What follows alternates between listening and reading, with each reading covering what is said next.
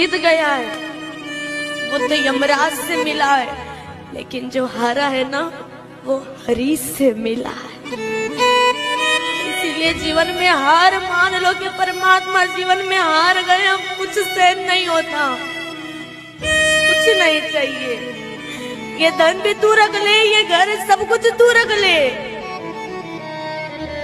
इतना दे दे कि जब तक ये सांस चले तब तक तेरे चरण के दर्शन होते,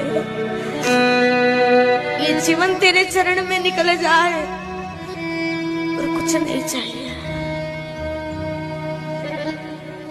सब कुछ दिया तूने, घर बनाया, परिवार दिया, धन दौलत, हमने सब कुछ देखा, हमें कहीं सुख नजर नहीं आया। हमने ये सोचा कि हमें